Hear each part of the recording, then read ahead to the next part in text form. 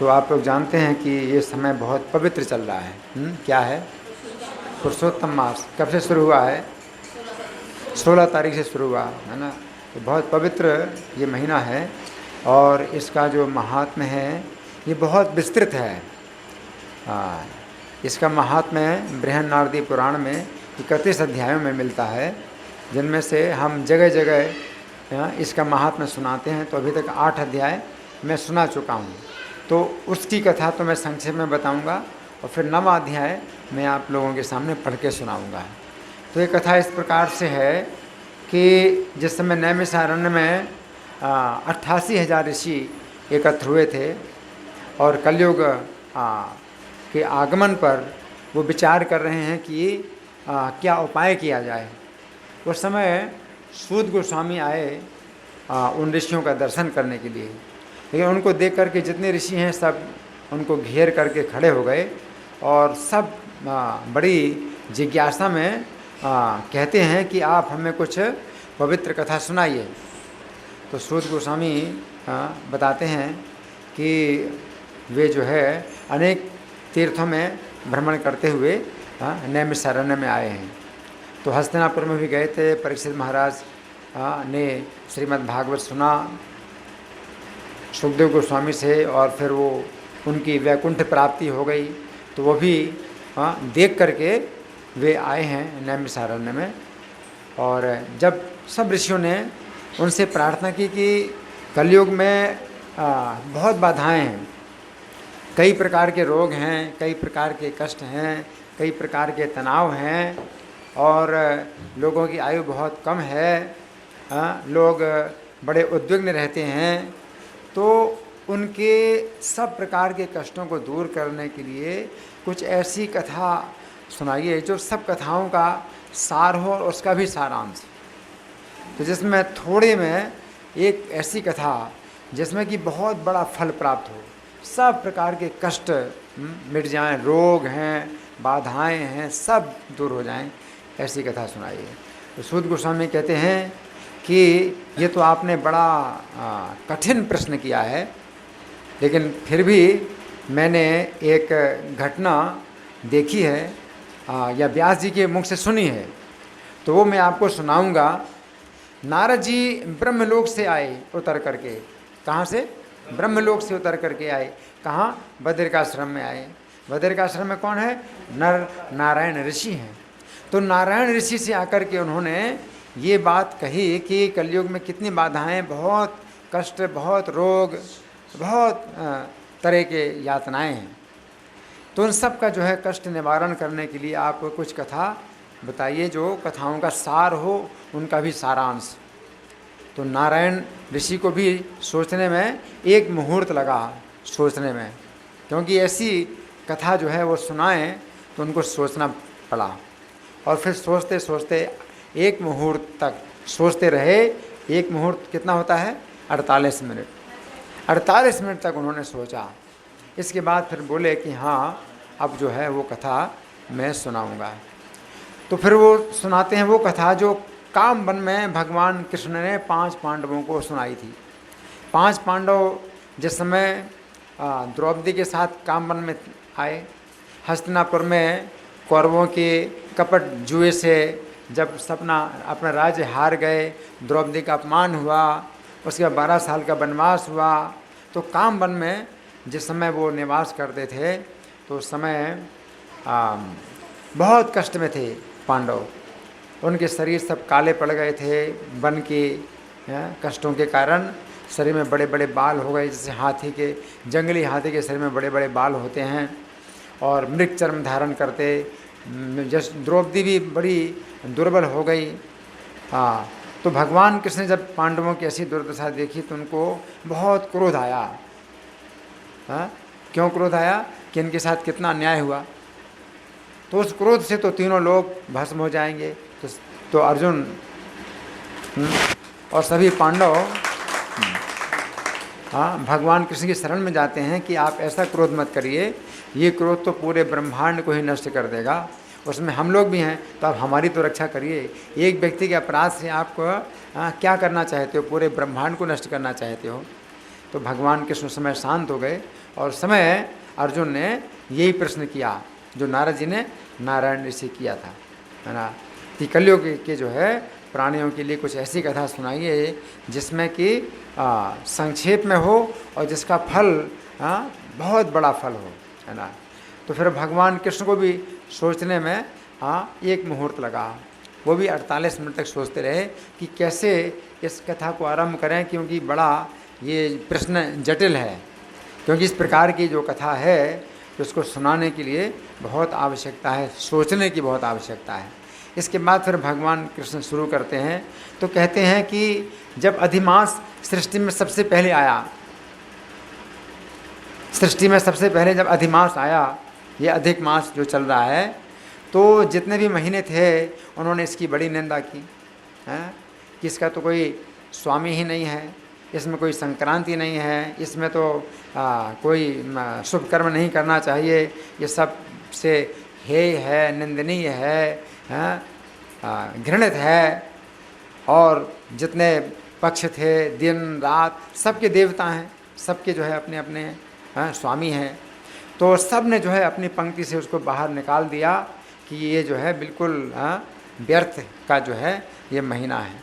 तो ये जो महीना था मल मास, सब ने मल मास कहा है, तो बहुत ही दुखी होकर के वैकुंठ में जाता है, भगवान के जो है चरणों में जो है उसने बहुत रोया और उसने कहा कि आप जो है मेरे ऊपर कृपा क्यों नहीं कर रहे, मैं आपकी शरण में हूँ, हैं, आप तो किसी के दुख को नहीं देख सकते, आप सबके दुखों को दूर करते हैं, फिर मैं इतना दुखी हूँ, आप मेरी रक्षा क्यों नहीं करते हैं, आप मुझे शरण में क्यों नहीं लेते हैं। तो भगवान उससे पूछते हैं तुम्हारा क्या कष्ट है, तो उसने बताया कि मेरा ये कष्ट है और मैं बार बार बता भी नहीं सकता हूँ, आपके सामने मैंने जो बता दिया, आप तो सब कुछ जानते हैं, फिर भी आपने पूछा तो मैंने बता दिया, अब बार बार तो बताना ठीक नहीं है, मैं तो अब मरना ही चाहता हूँ, मुझे तो जो है अब जीने की इच्छा नहीं है ऐसे जीवन से जहाँ सब लोग नफ़रत करें और सब लोग निंदा करें, उससे अच्छा मर जाना, है ना। तो भगवान कहते हैं कि नहीं, तुम जो है धैर्य धारण करो, नहीं तुम्हारे दुख का तो कोई उपाय नहीं दिखाई देता है। तो वो जो है दुख के कारण धड़ाम से गिर गया ज़मीन में, मूर्छित हो गया। तो जितने वैकुंठ के वासी थे उनको भी बड़ा आश्चर्य हुआ कि वैकुंठ में भी कोई व्यक्ति इतना दुखी हो सकता है क्या। गरुड़ जी को इशारा किया भगवान ने, तो गरुड़ जी ने अपने पंखे से जो हवा की, तो उससे उसको फिर होश आया, फिर उसने कहा कि मुझे तो अच्छा नहीं लग रहा है। तो भगवान कहते हैं कि नहीं, तुमने मेरी शरण ली है तो मैं फिर भी तुम्हारा कुछ उपाय ज़रूर करूँगा। और फिर उसका हाथ पकड़ करके कहते हैं कि मैं तुम्हें गोलोक धाम में ले जाऊँगा। और गोलोक धाम में भगवान कृष्ण ने उनका वर्णन किया, गोलोक धाम का वर्णन किया कि वे जो है तुम्हारे कष्ट को दूर करेंगे। तो इस मल मास का हाथ पकड़ करके भगवान विष्णु गोलोक धाम गए और वहाँ भगवान कृष्ण के पास जब आए तो भगवान कृष्ण जो है गोपियों के मध्य में थे, रत्नों के सिंहासन पर थे, उनका बड़ा सुंदर वर्णन है। और विष्णु जी ने जो है मलमास को उनके चरणों में डाला और उसका कष्ट सुनाया। भगवान बोले यहाँ गोलोक धाम में तो कोई कष्ट होता ही नहीं है, हैं, इसको क्यों कष्ट हो रहा है।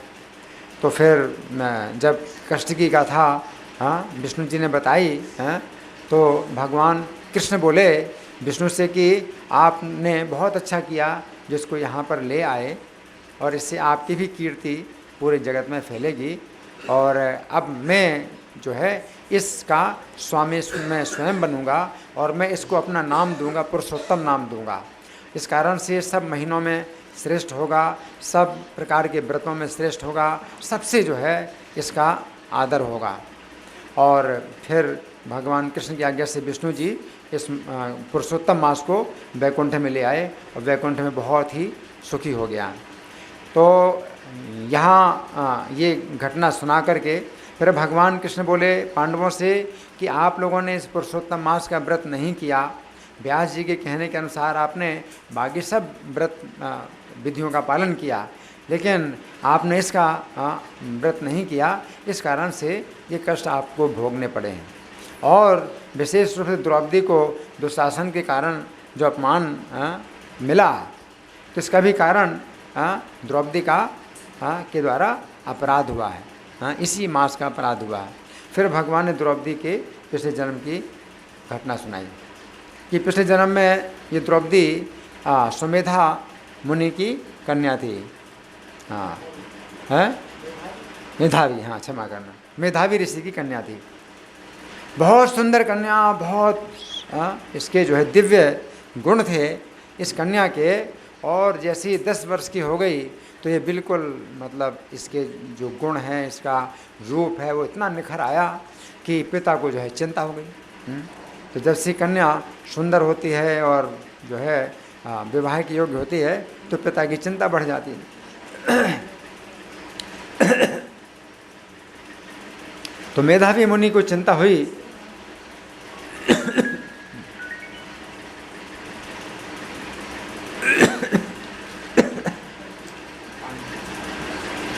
क्या ये खांसी का, तो वे ऐसे तो विवाह कर नहीं सकते हैं। और कन्या जो है बड़ी दुखी है कि मेरे पिता जो है मेरा विवाह नहीं कर रहे हैं और मैं विवाह के योग्य हो गई। तो संकोच के कारण पुत्री पिता को नहीं बोल पाती और पिता पुत्री को भी नहीं बोल पाते कि पिता कितने चिंतित हैं। और बहुत स्थानों में घूमा, बहुत ढूंढा, कन्या के योग्य वर कहीं नहीं मिला। और इसी स्थिति में पिता का शरीर भी छूट गया। पिता का शरीर छूट गया तो मेधावी मुनि ने चूँकि गृहस्थ आश्रम के नियमों का बहुत अच्छी प्रकार से पालन किया था तो भगवान कृष्ण का उन्होंने स्मरण किया और गोलोक धाम से पार्षद आए और मेधावी मुनि को गोलोक धाम ले गए। और जो कन्या थी अब उसका न तो इस संसार में कोई पिता है ना माता, पहले से ही चल बसी थी, तो ना भाई है, ना पिता है, ना माता है, ना पति है। तो बहुत दुखी हुई और अपने पिता को गोद में लिए हुए विलाप करती रही। तो आसपास के आश्रम में रहने वाले जो ऋषि मुनि थे वो आए, उन्होंने भी बड़ा जो है शोक मनाया और फिर उसकी गोद से इनके पिता को उठा करके अंतिम संस्कार कर दिया। और ये जो है इसने जितना अपनी शक्ति थी उसने खर्चा किया अपने पिता के अंतिम संस्कार में। और अब जो है घर में वो रहती थी तो बड़े अब कष्ट से रहती है, इसका कोई है नहीं। आश्रम में इसी अकेली रहती, जैसे सरपनी है वो पिटारी में बंद हो तो बड़े कष्ट में रहती, इसी प्रकार से बड़े कष्ट में थी। इसी बीच में दुर्वासा मुनि आए। तो जब दुर्वासा मुनि आए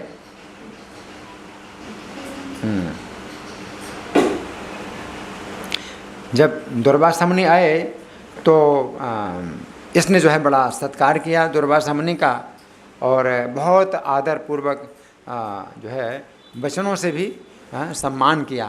तो दुर्वासा मुनि बोले कि तुम मेधावी मुनि की पुत्री हो तो तुम्हारे अंदर ऐसे सब शील गुण हैं, तो ये मैं देख करके बड़ा प्रसन्न हुआ हूँ और तुम्हारा अच्छा भविष्य है और मैं अब जा रहा हूँ नर नारायण के आश्रम में जा रहा हूँ। तो एक कन्या बोली कि आपने तो मुझे वरदान दे दिया कि मुझे सब प्रकार के सुख प्राप्त होंगे, लेकिन मुझे तो कोई सुख नहीं दिखाई दे रहा है क्योंकि मेरा ना भाई है, ना पिता है, ना पति है, कोई नहीं है। तो अब आप जो है मेरे कष्ट को दूर करिए। तो दुर्वासा मुनि विचार करते हैं। तो जब दुर्वासा मुनि विचार कर रहे हैं तो यहीं पर ही नारायण ऋषि हैं तो ये जो है समाधिस्थ हो जाते हैं। इस कथा में बार बार उनकी समाधि लग जाती है क्योंकि कथा बड़ी मार्मिक है। तो नारायण ने जो है ये कहा उस समय, किस प्रकार ऋषि कन्या की बात सुनकर उसका अभिप्राय समझकर दुर्वासा मुनि ने उस कन्या का कल्याण विचार कर अतिशय दया दृष्टि से उसकी ओर देखकर कुछ उपाय बतलाया। तो वो उपाय मतलब एक ऐसा उपाय था जो कि सब उपायों का बहुत बड़ा उपाय, बहुत ही शक्तिशाली उपाय बतलाया। तो उस समय इतना कह कर के नारायण मुनि की समाधि लग गई, समाधिस्थ हो गए। अब जब समाधि लग गई तो कैसे कथा होगी, और कथा सुनने वाले को तो सुनने हैं, कथा सुनने हैं, तो उनको फिर पूछना पड़ता है। तो नारद जी बार बार पूछते हैं नारायण ऋषि से, तब जो है कथा आगे बढ़ती है कि कथा बहुत दिव्य है ये। तो नारद जी ने पूछा कि हे मुनिवर, दुर्वासा मुनि ने विचार करके उस कन्या को क्या उपाय बताया, सो आप मुझे बताइए। किं विचार्य बृहन् धामा परमा कोपनो मुनि अब्रवीन् ऋषि कन्यां तां तन्मे ब्रूहि मुनीश्वरन्।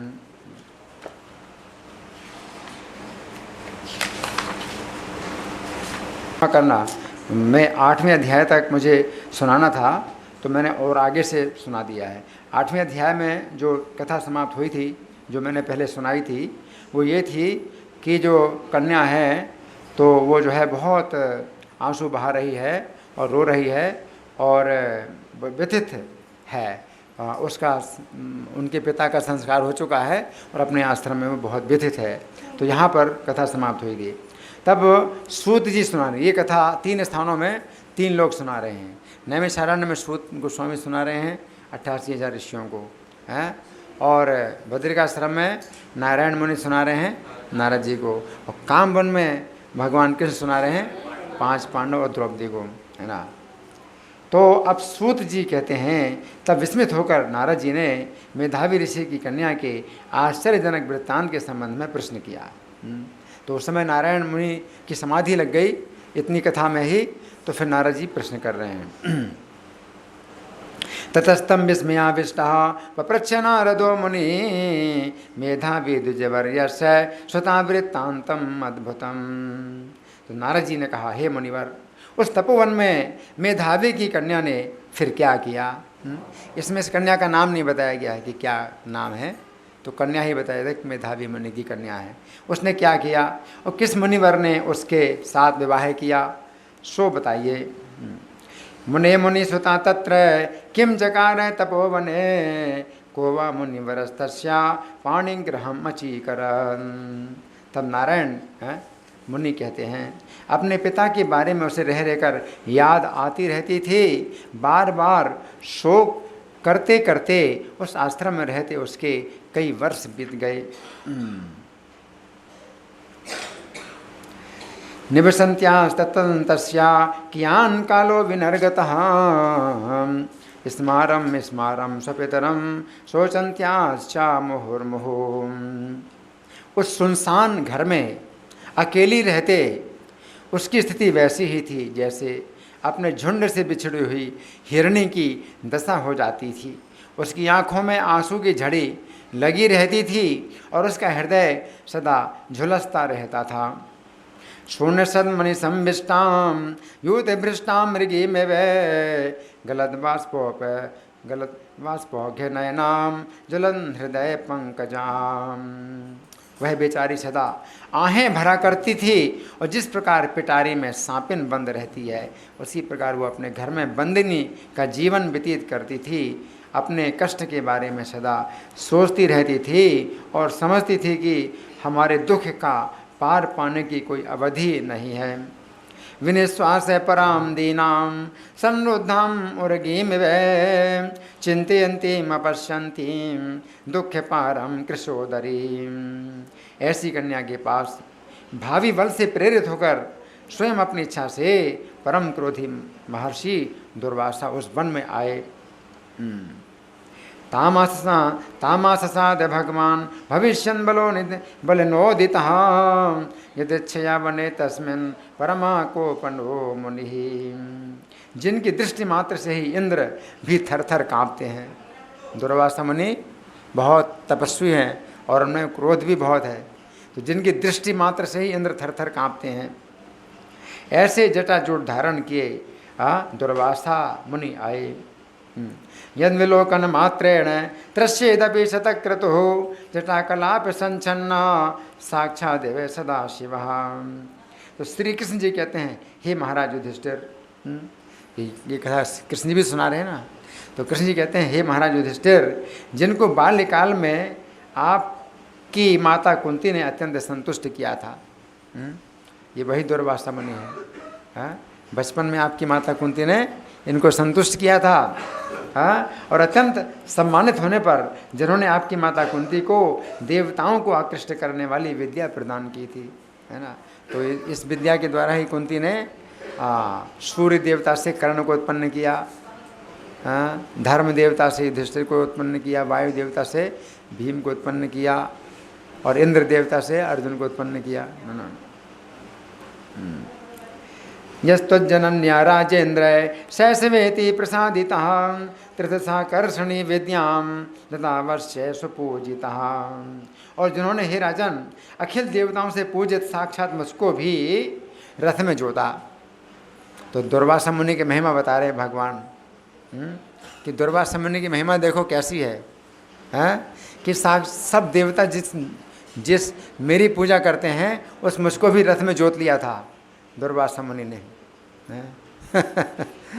भगवान जो है ब्राह्मणों के इतने विनम्र हैं, सेवक हैं कि दुर्वासा मुनि ने भगवान कृष्ण को अपने रथ में जोत लिया। खुद रथ में बैठे और कहा घोड़ों को खोलो और तुम चलाओ मेरा रथ। तो कृष्ण को रथ में जोता और रुक्मिणी को रथ में जोता। तुम दोनों जो है रथ चलाओ और मैं रथ में बैठा हूँ। तो भगवान कृष्ण दुर्वासा मुनि की महिमा बतला रहे हैं, है ना। रथ में जोता। ये ना हम अपि भूपाल सर्वदेव नमस्कृता रथे संयोजिता साक्षात रुक्मिण्या सह नारद। दुर्वासा को रथ में बिठाकर हम दोनों जब खींचने लगे, भगवान कह रहे हैं हम दोनों, यानी कौन दोनों? कृष्ण और रुक्मिणी। अब खींच रहे हैं। सोचिए सब देवता जिनकी पूजा करते हैं उन्हीं भगवान को रथ में जोत लिया। और रुक्मिणी कितनी सुकुमार कोमल देवी हैं, उनको भी रथ में जोत लिया। तो दोनों खींच रहे हैं, रथ को खींच रहे हैं।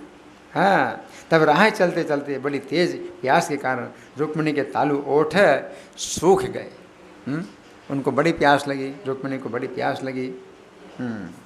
उभाभ्याम चालितो मार्गे रथे दुर्वास सान्विते अत्युग्रया त्रसात् शुष्यन् तालोष्ठ पुटया नया। तब पानी पीने की इच्छा से उसने मुझे इशारा किया। हम दोनों रथ के घोड़े बने हुए हैं, तो रुक्मिणी जी जो रथ चला रहे हैं लेकिन इशारा कर रहे हैं मुझे पानी तो पिला दो। हैं तो कृष्ण ने क्या किया? कृष्ण कहते हैं कि मैंने फिर क्या किया कि रथ कंधे पर रथ का जुआ रखे हुए चलते चलते ही पैर के अगले भाग से धरती को दबाया। मैंने अपने पैर के अगले भाग से धरती को दबाया। हाँ, सोचितो हम जलार्थिन्या स्कंदस्थ युगिया पुराम गच्छन् एव पदाग्रेण संपीड्य वसुधा तलम। अपनी प्रिया के प्रेम के कारण मैंने भोगवती नदी को उत्पन्न किया। तो भगवान कहते हैं अपनी प्रिया से प्रेम करता हूँ मैं। तो उसको प्यास लगी थी तो पैर का जो है अंगूठा दबा करके जमीन से भोगवती को निकाला। हाँ, तब वही नदी ऊपर की ओर बहने लगी। उतने जल से रुक्मिणी ने अपनी प्यास को बुझाया। आनेतिवान भोगवती प्रिया प्रेम परिप्लुतः सैवोर्ध्वगामिनी भूत्वा तावन्मात्रेण वारिणा। अब रुक्मिणी जी पानी भी कैसे पिए? तो पानी जो है भगवान कहते मैंने ऐसे निकाला कि उनके मुंह में चला गया पानी, जैसे फुहारा निकलता नीचे से तो उनके मुंह में चला गया। तो प्यास उन्होंने बुझा ली अपनी कि उनके हैं गंगा जी यहाँ पर हैं। वही तब पाताल में भोगवती वही हैं, यहाँ गंगा जी हैं। तो रुक्मिणी जी ने प्यास बुझा ली क्योंकि वो झुक भी नहीं सकती ज़मीन में, अपने हाथ से भी जो है पानी नहीं पी सकते हैं। तो पानी उनके मुंह में चला गया तो मैंने पानी उनके मुख में भेज दिया। तो प्यास बुझाई ये देखकर उसी क्षण प्रज्वलित अग्नि की भांति दुर्वासा मुनि क्रोध के मारे आग बबूला हो गए। उनका महात्म्य देखो कैसा है कि वो इस बात से गुस्सा हो गए। गुस्सा हो गए। नमयार्यन महाराज रुक्मिणी दृश्यमल बणाम तंदृष्ट्वा तत्क्षणोद्धूत क्रोधे न प्रज्वलन।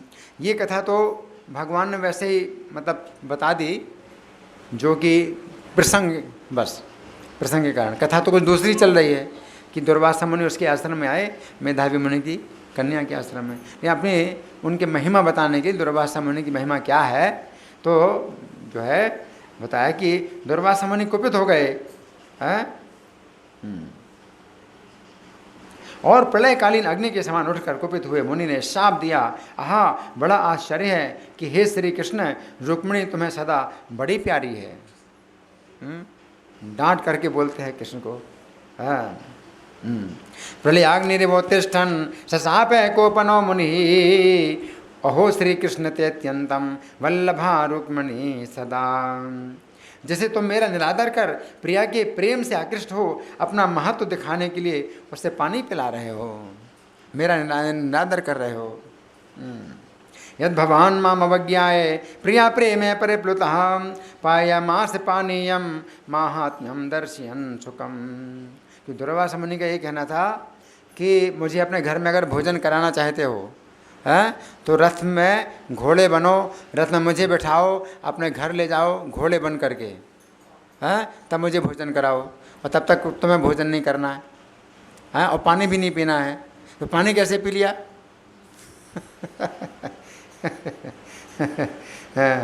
तो कृष्ण को डांट दिया। हाँ, इसलिए युगल दंपत्ति का परस्पर वियोग होगा। अब मेरे शाप से 12 साल तक तुम दोनों का वियोग हो जाएगा। शाप दे दिया, 12 साल तक वियोग होगा। हे युधिष्ठिर, ऐसा जिन्होंने शाप दिया था वही मुनिराज दुर्वासा हैं, ना? तो इनकी महिमा भगवान कृष्ण बताते हैं कि ऐसी महिमा इनकी है। दंपत्योरुभयोरेव वियोगोस्तु युधिष्ठिर इति यो दत्तवान् शापं स एव मुनि सत्तमः। रुक्मिणी को 12 साल तक द्वारका में ऐसे स्थान पर रहना पड़ा जहाँ पानी नहीं मिलता है ना। तो इस तरह से जो है, मतलब इतने क्रोधी हैं, उनकी महिमा भी है, ऐसी महिमा भी है।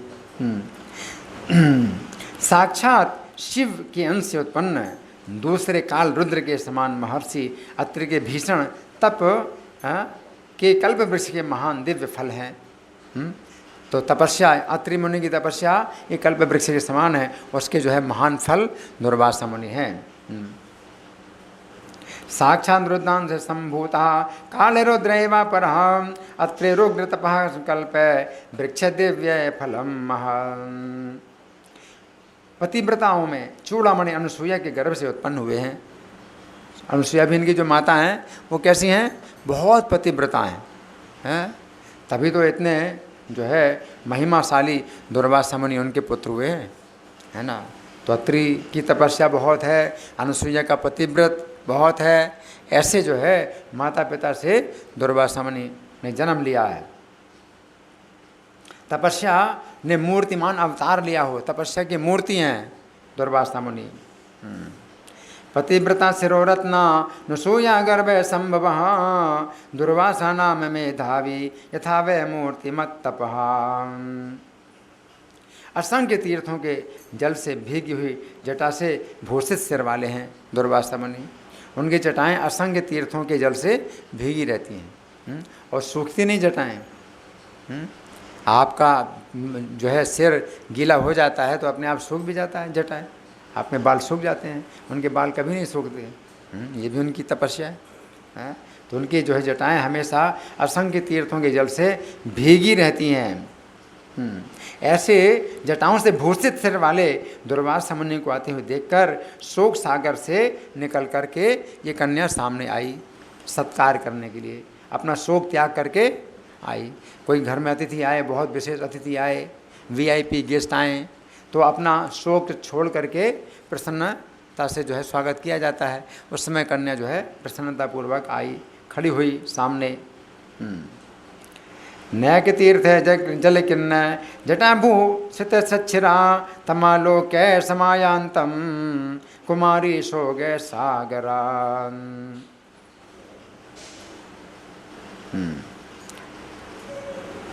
निकल करके, अपने घर से निकल करके धैर्यपूर्वक मुनिराज के चरणों की वंदना करने लगी। प्रणाम करने के बाद जैसे महर्षि वाल्मीकि जी को जानकी जी अपने आश्रम में लाईं, वैसे दुर्वासा मुनि को अपने आश्रम में ले आई।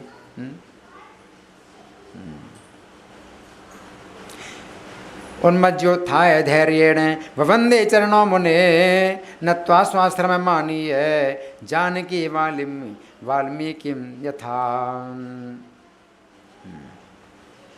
अर्ध्य पाद्य विविध प्रकार के जंगली फलों पुष्पों से स्वागत करने की अनुमति प्राप्त की, आदर के साथ उनकी पूजा की। फिर हे युधिष्ठिर, विनय पूर्वक मुनि कन्या बोली। किससे बोली? दुर्वासा मुनि से बोली।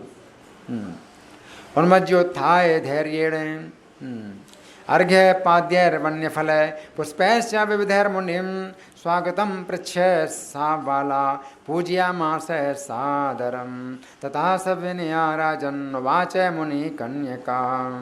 कन्या ने कहा, हे महाभाग्यशाली, हे महर्षि अत्रिवंश के सूर्य, आपको नमस्कार है। हे साधु सत्तम, मुझ अभागिन के आश्रम में आज आपका आगमन कहाँ से हो रहा है? हे ऋषि प्रवर, आपके शुभागमन से आज मेरा भाग्योदय हुआ है। नमस्तेस्तु महाभागे अत्रिगोत्र दिवाकर कुतोधिगमनं साधो दुर्भाग्याया ममाश्रमे मम भाग्योदयो जात तवागमन तो मुनि। अथवा मेरे पिता के पुण्य प्रवाह से प्रेरित हो, हे मुनि श्रेष्ठ, मुझे सांत्वना प्रदान करने के लिए आपका पदार्पण हुआ है। अथवा मत पितु पुण्य प्रवाह प्रेरितो भवान संभावयितुं मामेव यागतो मुनि सत्तम।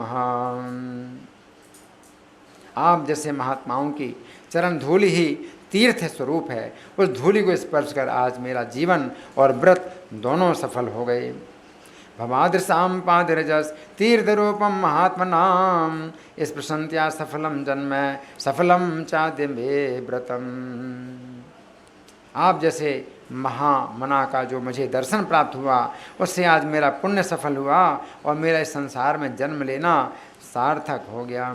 अद्य में सफलम पुण्यम अद्य में सफलो भवः भवादृशा महापुण्या यन्मे दृष्टि पथम गता। इतना कहकर वो कन्या उनके सामने चुपचाप खड़ी रह गई।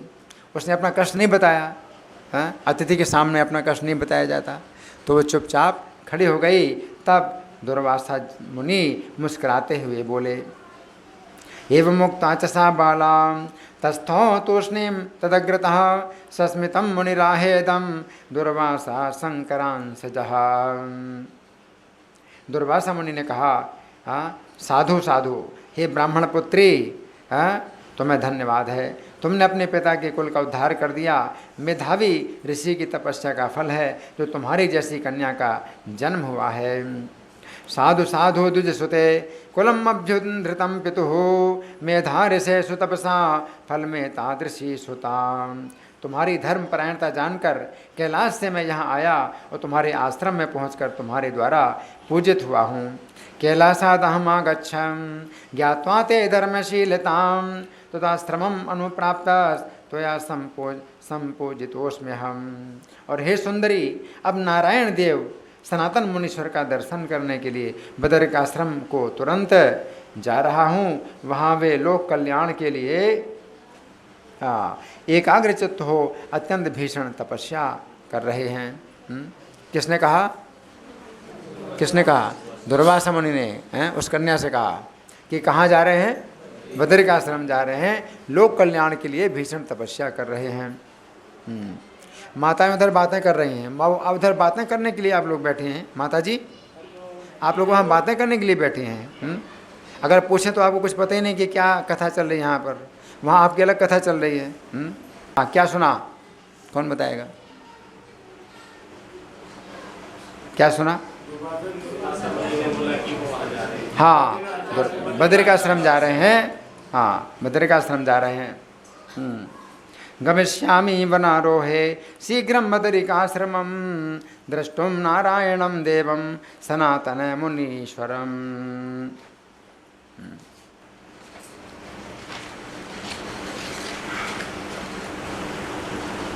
कन्या ने कहा, हे ऋषि, आपका दर्शन होते ही मेरे शोक का सागर तो सूख गया है। ऋषि तो दर्शना देव शुष्को में शोक सागर। अब इसके बाद तुम्हारा भविष्य अत्यंत उज्ज्वल है, ऐसी आपने सांत्वना भी प्रदान की। परंतु हे मुनिराज, मेरे हृदय में जो भीषण अग्नि सुलग रही है, अतः परम शुभम भावी यस्मान सम्माविता त्वया समुद्भूत बृहज्ज्वाला दावहव्य भुजम मुने।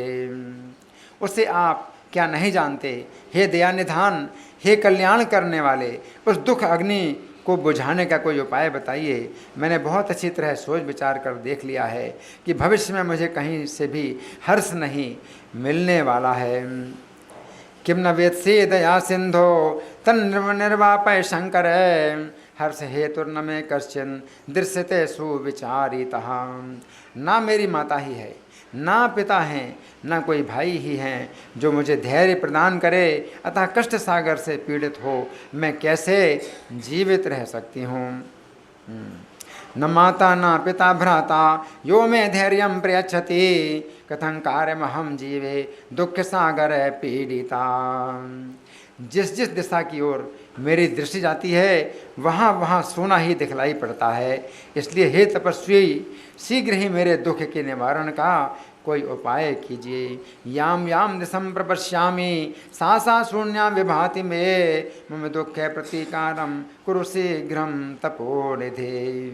कोई भी व्यक्ति मेरे साथ विवाह करने के लिए तैयार नहीं हो रहा है, यदि समय पर विवाह नहीं हुआ तो मैं अपने धर्म से भ्रष्ट हो जाऊंगी, इसका मुझे बड़ा डर हो रहा है।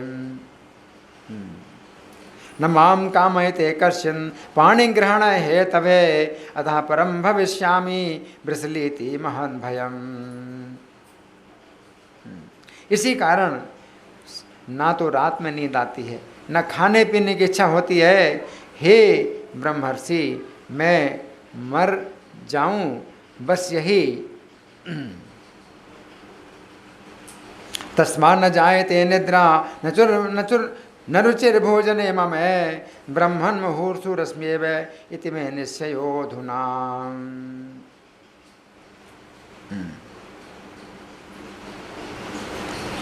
इस प्रकार ये कहकर टप टप आंसू गिराती हुई वो कन्या दुर्वासा मुनि के सामने चुपचाप खड़ी रह गई। तब दुर्वासा मुनि उस कन्या के कष्ट को दूर करने के लिए उपाय सोचने लगे। इत्युक्त्वा श्रुमुखी माला विरराम तदग्रतः, दुर्वासा तदुपधार्याथ, दुर्वासा तदुपायाथम विचारम अकरोत् तदा।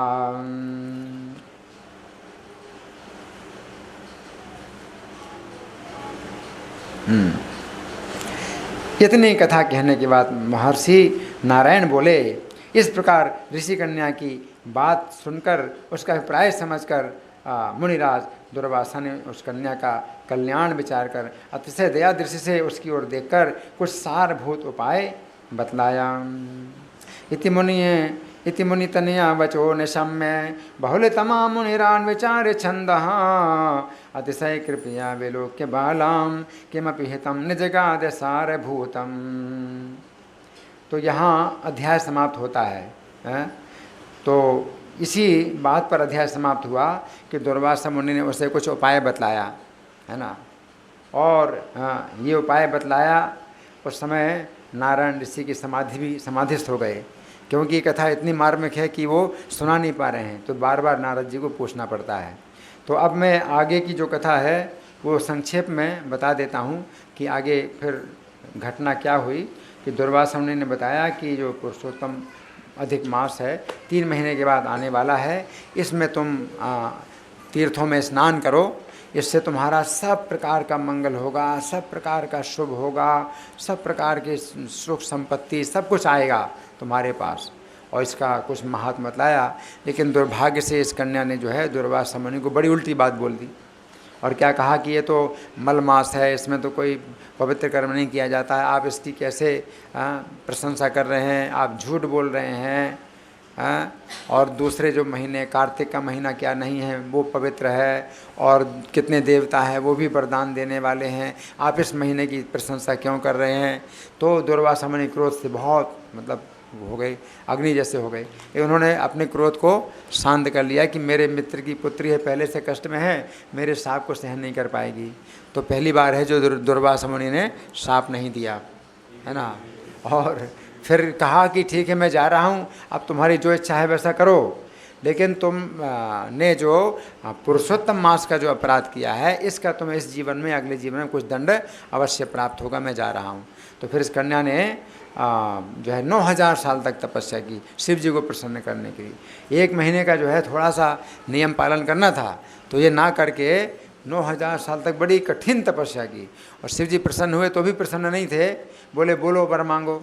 तो बोले मुझे पति दीजिए, पति दीजिए। 5 बार बोली तो शिव जी ने कहा चलो 5 पति होंगे। तो फिर और दुखी हो गई कि आपने मुझे, मेरे लिए बड़ी लज्जा की बात है कि 5 पति दे रहे हैं।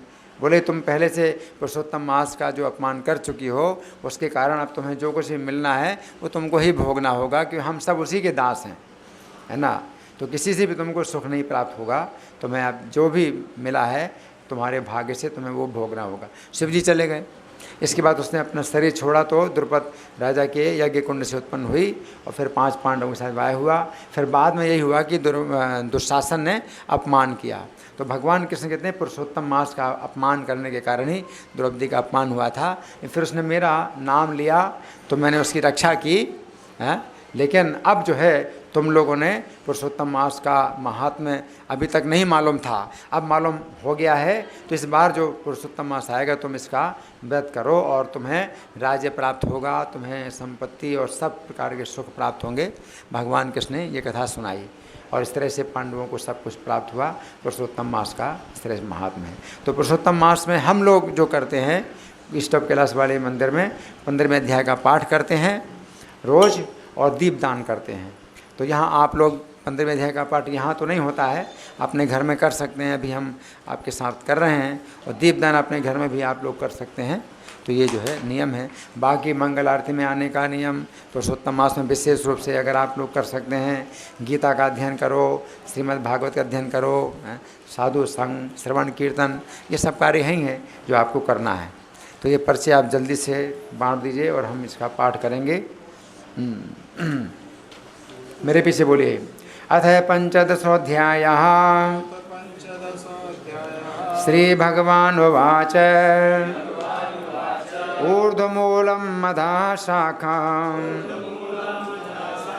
अश्वत्थं प्राहुरव्ययम् छन्दांसि यस्य पर्णानि यस्तं वेद स वेदवित् अधश्चोर्ध्वं प्रस्थितास्तस्य शाखा गुणे प्रवृद्धा विषय प्रबाला अधश्च मूलानि अनुसन्ततानि कर्मानुबन्धीनि मनुष्यलोके न रूपमस्येह तथोपलभ्यते नान्तो न चादिर्न च सम्प्रतिष्ठा अश्वत्थमेनं सुविरूढमूलम् असङ्गशस्त्रेण दृढेन छित्त्वा ततः पदं तत्परिमार्गितव्यम्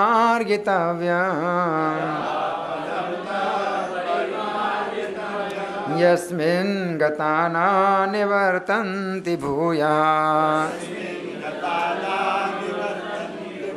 तमेव चाद्यं पुरुषं प्रपद्ये यथा प्रवृत्ति प्रसृता पुराणी निर्माण मोहाजित संग दोषा अध्यात्म नित्या विनिवृत्त कामा द्वन्द्वैर्विमुक्ता सुख दुःख संगैर् गच्छन्ति मूढ़ा पदमव्ययं न तन्न भासयते सूर्यो न शशांको न पावकः यद्गत्वा न निवर्तन्ते तन्धाम परमं मम ममेवांसो जीवलोके जीवभूता सनातनः मनसष्ठानीन्द्रियाणि प्रकृतिस्थानि कर्षति शरीरं यद्वाप्नोति यच्चाप्युत्क्रामतीश्वरः गृहीत्वेतानि संयाति वायुर्गन्धानि वाशयात् श्रोत्रं चक्षुस्पर्शनं च रसनं घ्राणमेव च अधिष्ठाय मनश्चाय विषयानुपसेवते उत्क्रामन्तं स्थितं वापि भुञ्जानं वा गुणान्वितं विमूढानानुपश्यन्ति पश्यन्ति ज्ञानचक्षुषः यतन्तो योगिनश्चैनं पश्यन्त्यात्मन्यवस्थितं यतन्तोऽप्यकृतात्मानो नैनं पश्यन्त्यचेतसः यदादित्यगतं तेजो जगन्भासयतेऽखिलं यच्चन्द्रमसि यच्चाग्नो तत्तेजो विद्धि मामकम् गामाविश्य च भूतानि धारयाम्यहमोजसा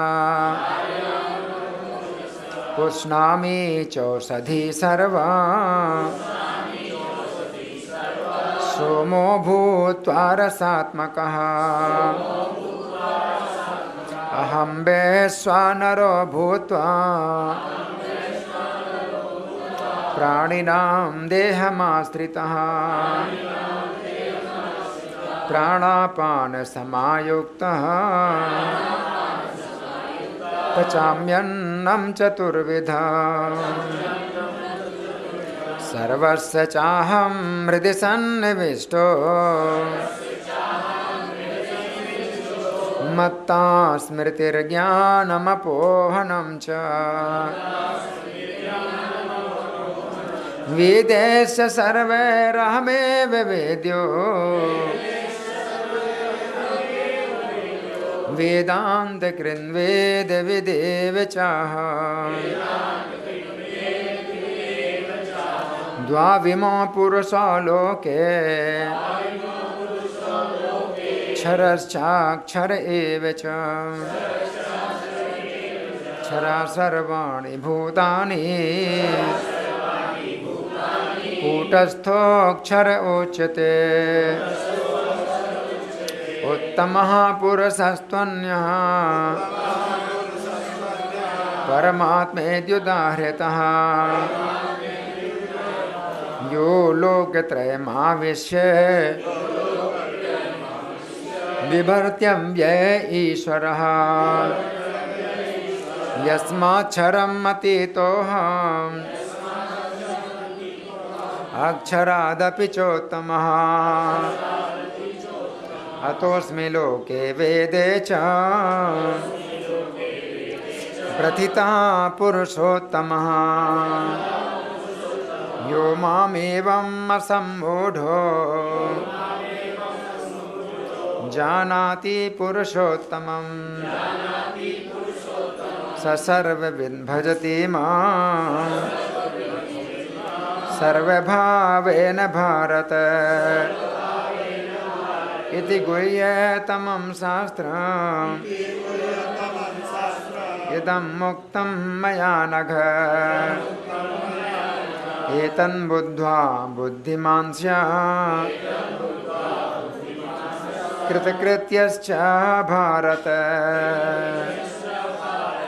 ओम तत्सदिति श्रीमद्भगवद्गीतासु उपनिषत्सु ब्रह्म विद्यायां योगशास्त्रे श्री कृष्णार्जुन संवादे पुरुषोत्तम योगो नाम पंचदशोऽध्यायः। ग्रंथराज श्रीमद्भगवद्गीता की, श्री पुरुषोत्तम मास महामहोत्सव की, श्रील प्रभुपाद की।